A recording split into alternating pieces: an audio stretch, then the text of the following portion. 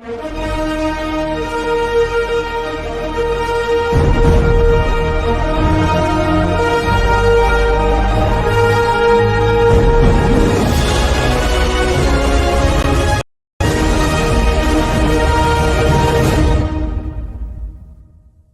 you so much for having me. You're very easy to talk to. You know, you're a strong man of your faith, and that's what makes it so easy. We connected like that in the beginning.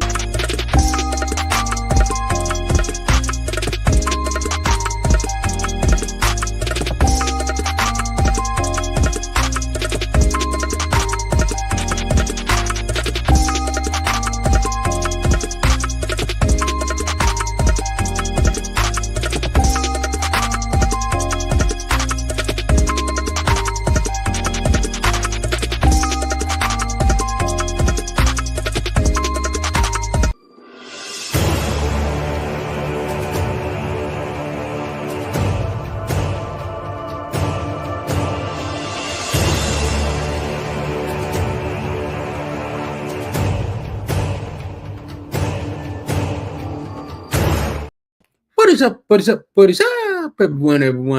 It is another day, another time, and another week for yours and my favorite Monday night show. And I'm not, since football season is back, I'm not talking about Monday Night Football. I'm talking about We'll Talk Monday, the award-nominated We'll Talk Monday, you all. We are excited tonight. I say this a lot, but I'm going to say it again and actually mean it this time, y'all. We have a celebrity up in the house with us tonight, y'all. And when I read her bio, let me tell y'all, the first time I met this young lady was on a meet and greet. And when I met her, she was real cool. She was real sweet. She was down to earth. And I'm like, okay, bet. I have to book you for the show. I met her last week and I sent her the link. I'm like, book ASAP. I want to get you on the show. She booked for the day. Did not play any games.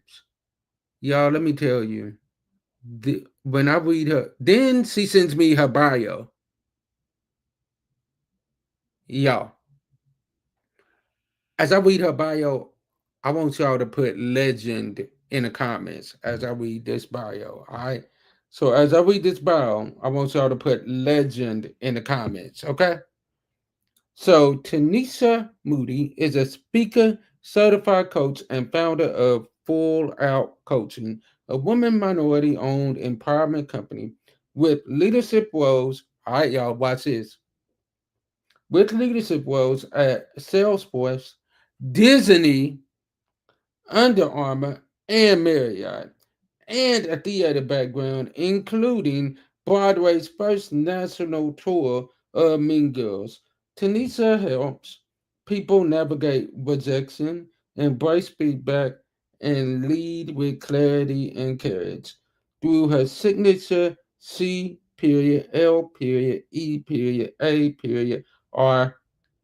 method, which stands for clarify your purpose, live your values, embrace your identity, align with courage, and ripple your impact. She equips teams and individuals to live, lead, and thrive for out, anchored in purpose, values, and resilience. You all, we have on here with us tonight the legend herself, Miss Tanesha L. Moody. Hello, so grateful to be here, and thank you so much for that beautiful introduction. I really appreciate it. I believe in giving people their flowers while they are alive to smell them. So what I want you to do right now is tell my audience a little bit more about you that I may have left out in this introduction of you. I want you to give them a little more of you. Yes, thank you again for having me, and just a little bit more about me. I'm actually from Maryland. I'm based in Maryland now. I've lived across the country, but I tell my family all the time that Maryland's home for right now, so we'll see what happens. But yes, I've had a pretty unique background, starting first in the performing arts, first as a dancer, transitioning into theater as a stage manager and working all across the country until I had a chance to be a stage manager for the first national tour of Mean Girls, the musical. And theater led me to events. I loved the chance to create events from scratch, to work at Disney, work at Marriott, Under Armour, and Salesforce, and create these experiences that really allowed us to elevate the brands.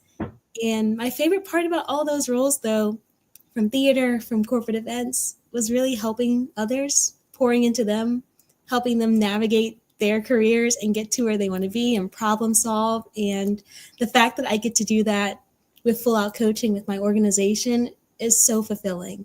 I spend my day really putting people into the expert seat of their lives. I have the chance to speak and to write and to pour into people in a way that was only a piece of my job previously. So I am so grateful to be walking in my purpose, to be doing things that I feel like are in alignment with the gifts that God is giving me. And I'm really grateful to be here and to be able to share that with others. Ma'am, like, we thank you for coming on. Like, literally, when I told you to book your interview, I looked and I'm like, oh, she ain't playing no games. She booked for the next week. It worked out. I'm like, oh, she ain't playing no games at all. She booked for the next week. I love it.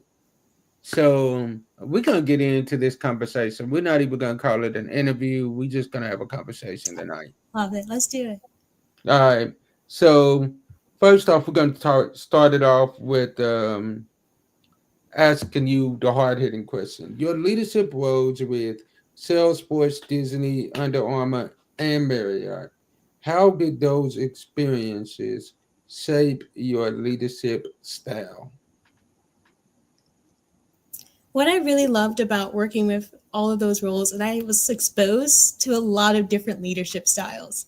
I feel one of the beautiful things about leadership is, yes, we all have our own ways, the ways that we are set in doing it, the ways that come naturally. But when it comes to leadership, we can adapt, we can be flexible, we can wear different hats, we can be a servant leader in this moment and maybe a little bit more dynamic depending on what the need is and who the actual person that we're leading or the team that we're ever actually leading needs.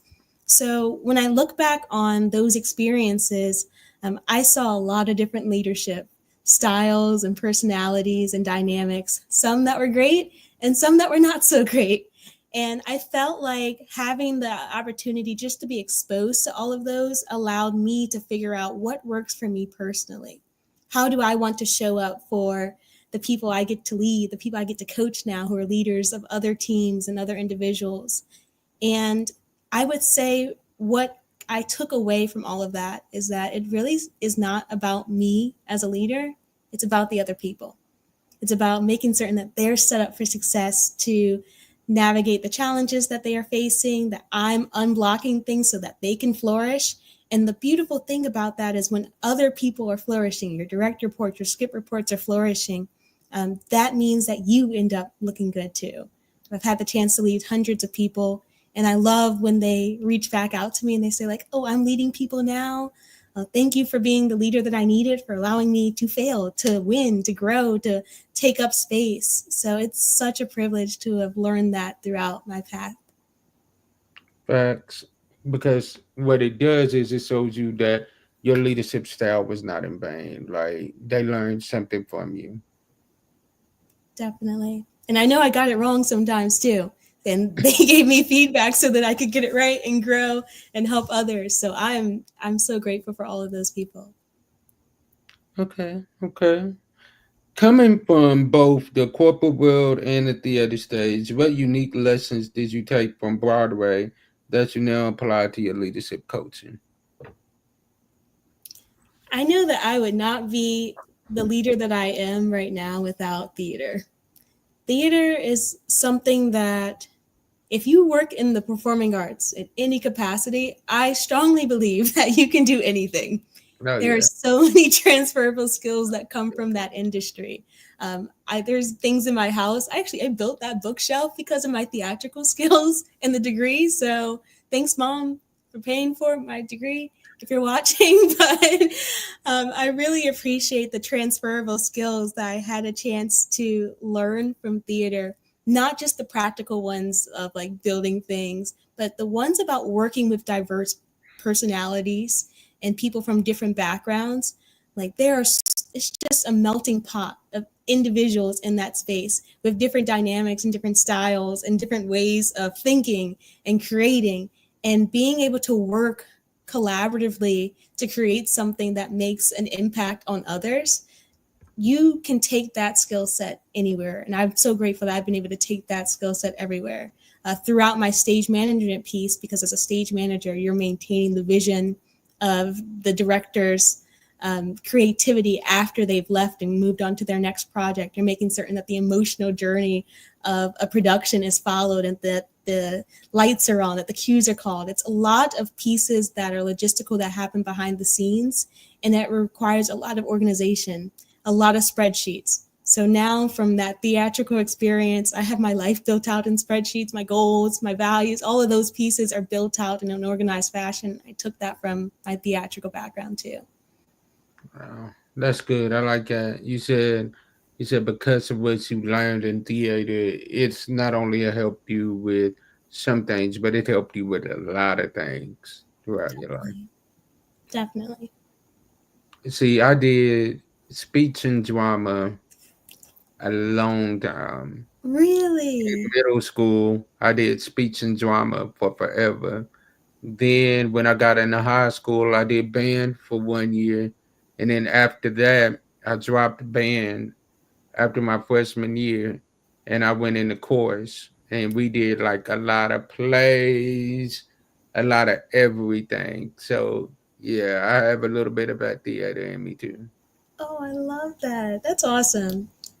Yeah, for sure, for sure. And it's like it's nothing like being on that stage. No, not It's at like all. it's no better feeling.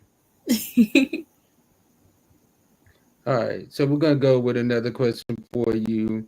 How did you get started with Disney? Like, how did that happen? Like, what was that phone call like? Did you think that it was a prank at first, or So I actually worked at Disney not too long out of college. I had graduated from University of Central Florida with my theater stage management degree. And coming out of college, I already had some professional theater credits. So I was able to obtain a theater role right outside of college. And those roles were great. They allowed me to lead other teams, lead people in a theatrical capacity as a company manager, as a stage manager.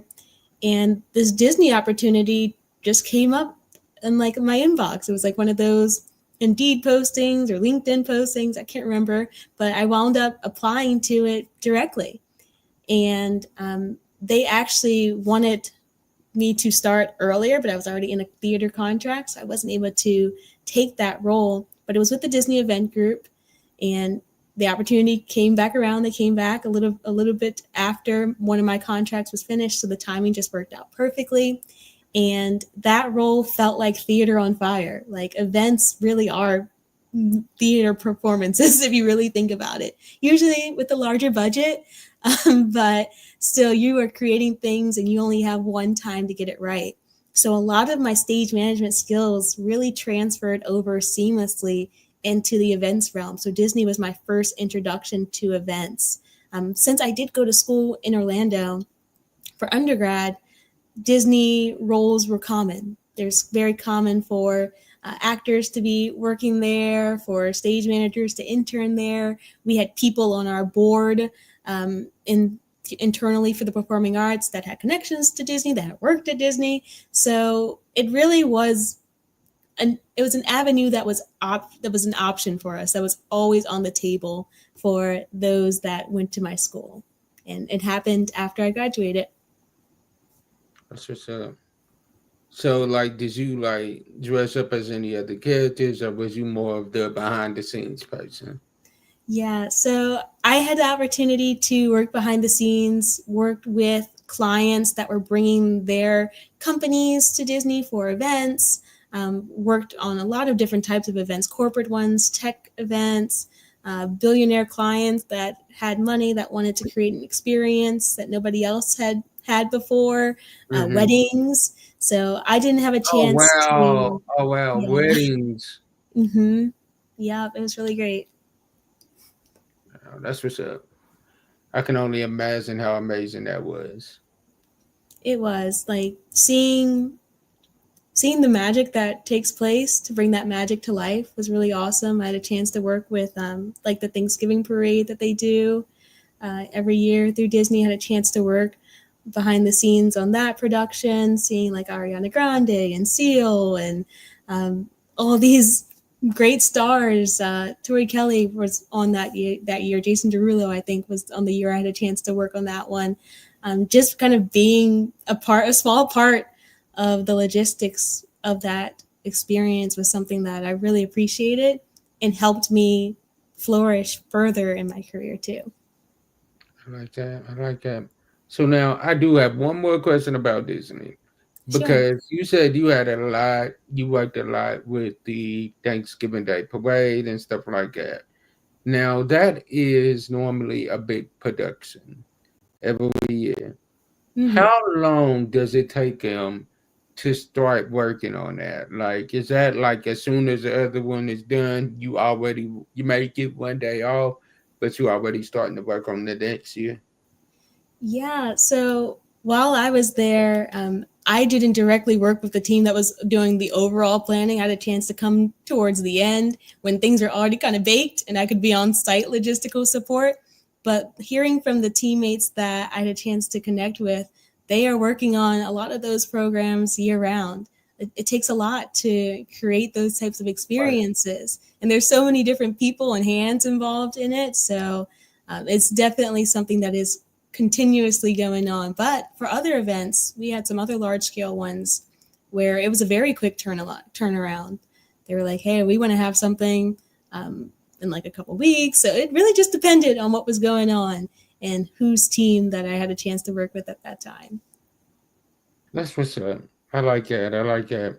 So, all right, we're gonna get off of Disney and we're gonna start talking about your life coaching business. So, how did you get into that?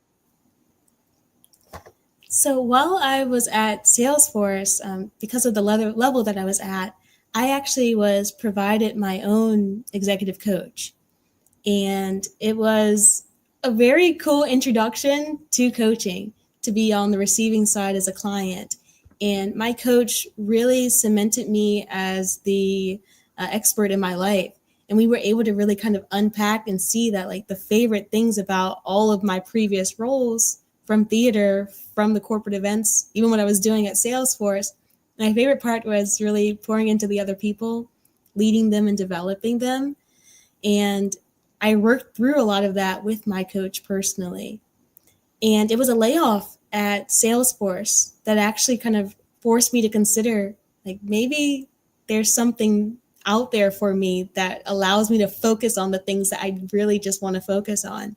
So I was laid off a couple years ago and I started my personal coaching journey of becoming a certified coach. I started the training, and in that, the past, oh, it hasn't even been 2 years yet. It's coming up on 2 years, but in the past 2 years, I've had the chance to coach almost 600 hours, almost 200 individuals from different walks of life, different challenges and things that they're stuck in, things that they're navigating.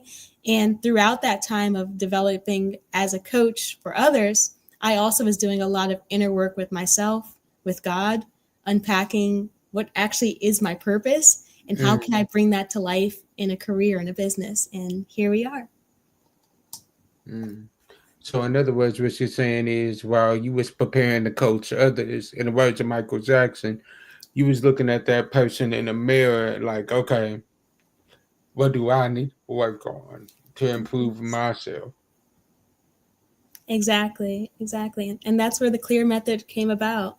Because as I was walking through this journey of figuring out my purpose, my values, who I am at the core, how can I align with courage and navigate rejection and fear and those sticky things and then actually ripple my impact. That's how that method came to life, because I was actually walking that.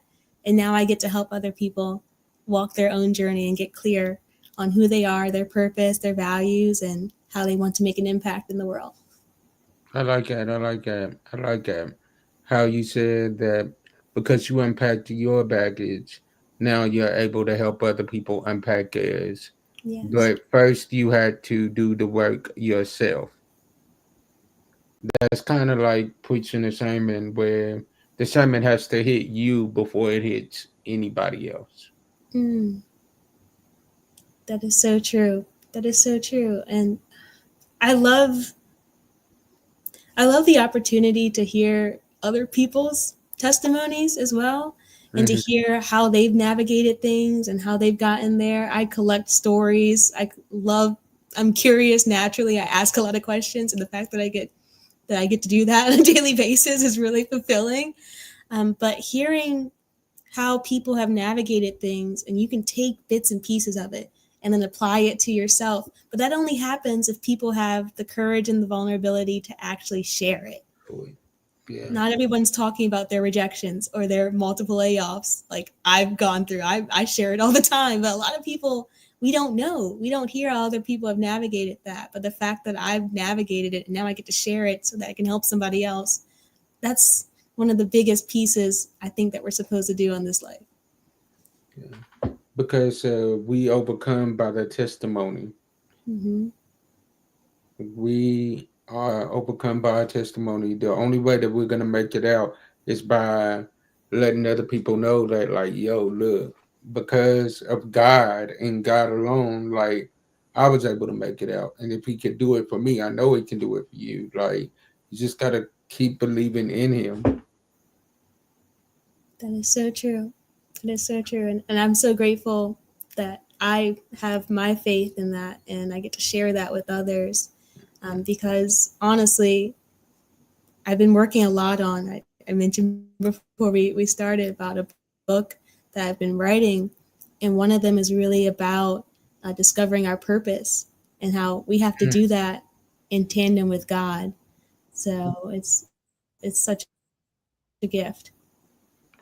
I like that. I like the fact that you said your purpose is aligned with connecting with God.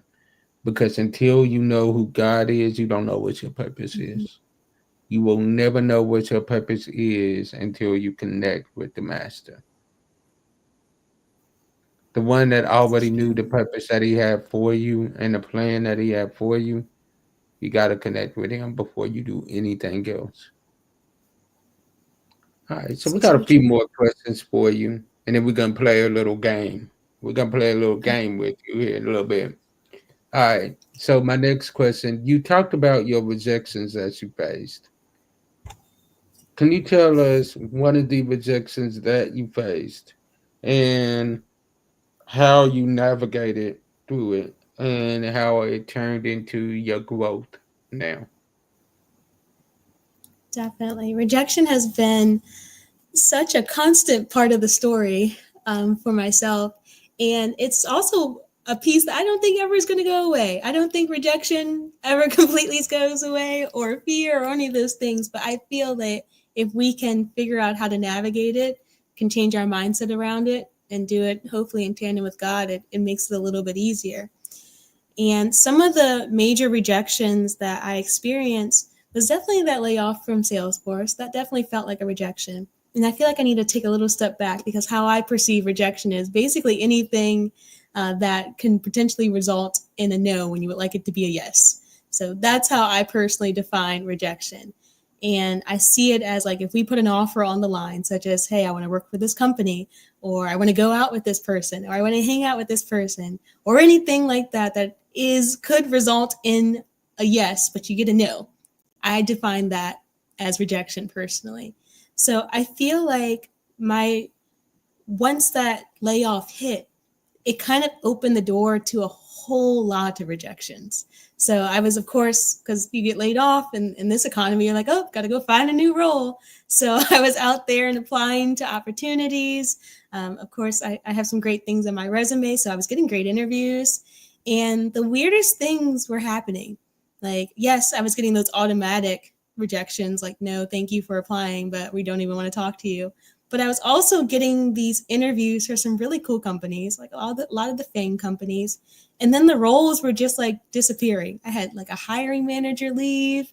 I had my recruiter leave in the middle of it. I received emails of like, oh, we're ready to schedule this next role, the next interview. You've been moved on. Oh, never mind. The role has been eliminated. And this just kept happening. It kept feeling like a compound of rejections in the career industry for myself. And then I was getting rejection from my friends as well. Like I would be like, hey, you want to hang out? Hey, you want to do this?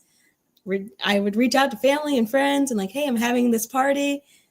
Just no consistently. So now I'm getting it in my personal life as well.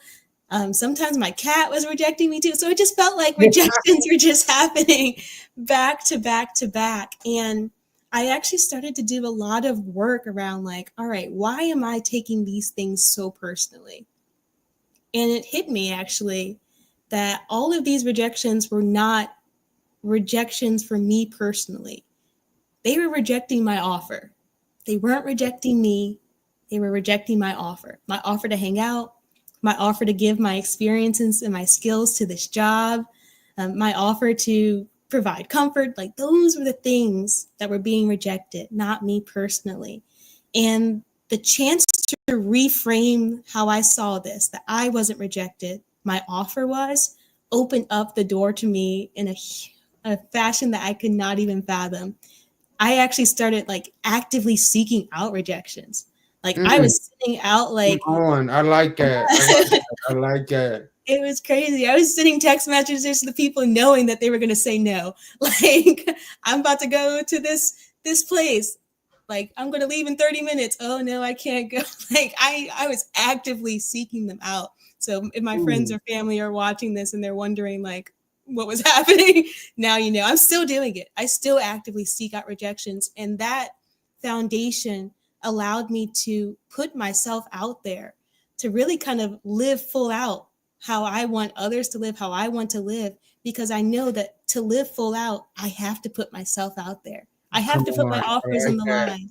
I have to try these things. I have to write these things. I have to post these things. And if it ends in rejection, I know now, like that was a rejection of the offer, not me personally. So it's been amazing. And I've written a lot about it. I've spoken to others about it, especially because we're all doing this, but we can't self-reject ourselves. We got to still put our offers on the line. And that's something that I've learned throughout that first layoff experience. So it's a whole stream of rejections, to still rejections to this day. And now it's a part of the life. So it's great. He's not rejecting me right now. So it's all good right now.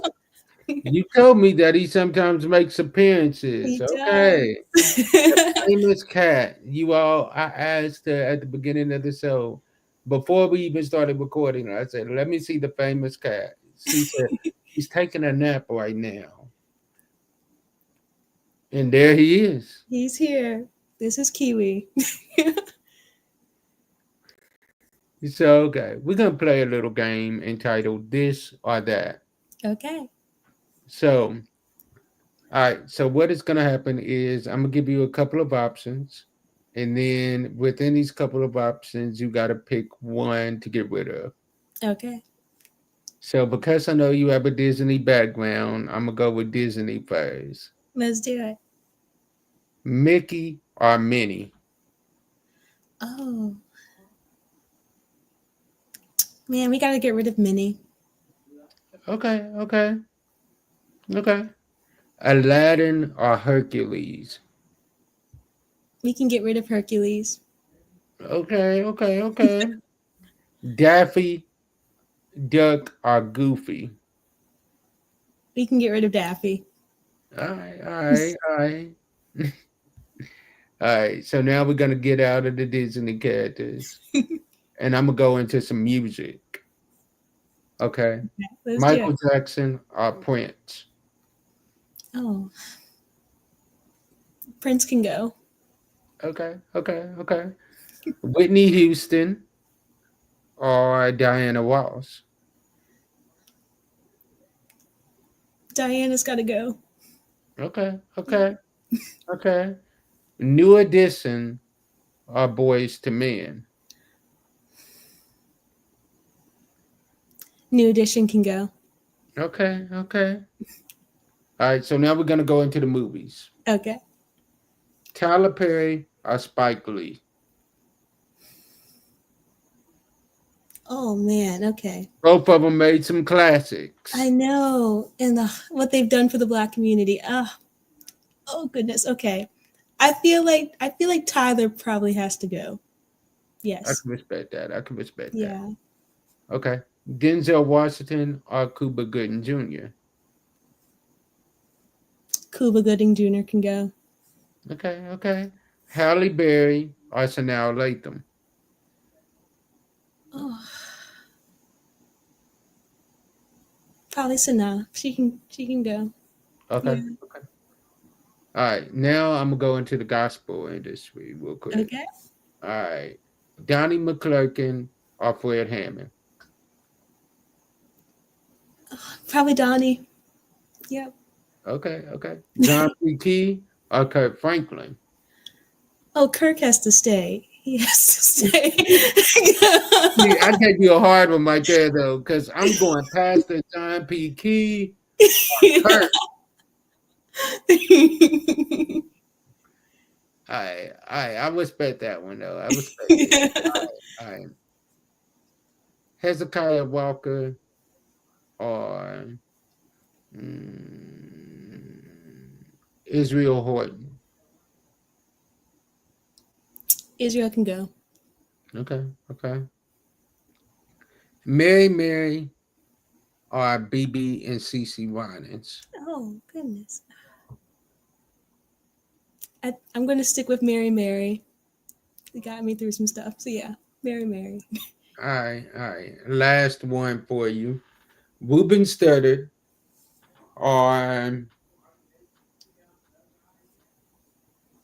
You know what? This ain't the last one because I got.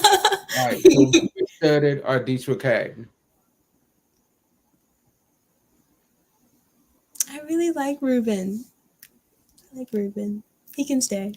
All right. And last one, Tamala Mann or Tasha Cobb Leonard. Oh. Okay, Tamala, she's gonna have to go. All right, I respect Yeah. it. I respect it. So, all right, what we're gonna do is we're gonna take a brief, and I do mean brief, commercial break, and then once we take this commercial break, we are gonna have what is called the real talk moment, where I allow you to tell my audience where they can find you at, and then give them a little bit of some closing words to kind of encourage them because you're coming back. You have to come back after those books are completed. You have to come back for sure. So I'm That gonna play a sounds little commercial break real quick.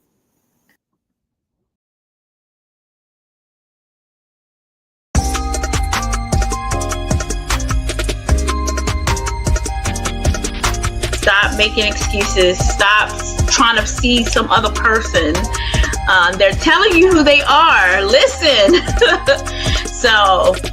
And sometimes we don't listen. Sometimes we fall in love with what we think this person is. When this person is telling us like, I ain't never told you I'm that person. Yeah. Well, sometimes we don't want to believe their actions, and a lot of times, a lot of younger women do it because the person looks good to them on the outside, and they just want this person. They want this person to be their person. They don't want no one else with them. They want to be that person with this person, and then they overlook all of the other things. And then we're not, and it goes back to our previous conversations that we're not asking the right questions. Let me be real with y'all. Walking away when you have been with somebody for so long, walking away is never easy. Anybody that tells you walking away is easy obviously wasn't in love with that person. Because if you really care about that person, walking away is never easy. So you all get ready because come October, both Hannah and both the celebrity coach, Dr. Alice, will be back as my new co-host. So get ready. I'm excited about them. But at this time, we're going to turn it over to Miss Tanesha for her closing words. Let's get it. Yes, thank you so much for having me. I'm so appreciative and thankful that we had this time together. And for those of you watching who would like to connect, you can find me at TaneshaLMoody.com or on social media, TANESHA Moody, or Full Out Coaching as well. I'm on Instagram, LinkedIn, TikTok, all of them, Facebook, and I would love to connect with you. Even hear your rejection stories if you want to share those with me as well. And in terms of closing words, what's on my heart right now is really encouraging us to recognize that we are here for a reason. We are all here for a reason. We are exactly where we're supposed to be for right now, for this season, for these assignments. And that means that we need to soak up whatever's happening in this current moment. Maybe that is putting an offer on the line, even though there might be rejection on the other side. Or it might mean taking a step, even though we don't want to do it. But we're right where we're meant to be. And that's the beautiful piece of it, that we are not doing this alone. We have support in our family, in our friends, in our community. I'm cheering y'all on, but we also got God too. And he has us exactly where we're meant to be. And I hope that that lands with y'all, that y'all do something scary, that you put an offer on the line, and that you live full out, because that's what we're here to do.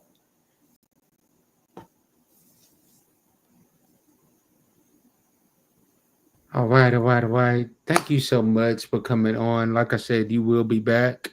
And I want you to stay on at the end of this because I do have a question for you that I will be asking you off air. So, Sure. y'all, as I always say, sometimes our disappointments are nothing more than God's appointments, meaning some things that we look at as bad, God is only turning it around for our good. Stay blessed, be blessed, and be a blessing to someone else. And make sure y'all tune into the podcast, which drops at 12 midnight everywhere. So stay tuned. I'll see y'all later. Peace. Hello. We pray that you enjoyed this episode coming from James H. Glover Studios. And if you want to see more like it, follow us, like, and subscribe to all of our social media stations so that you can never miss another episode like this. See y'all soon.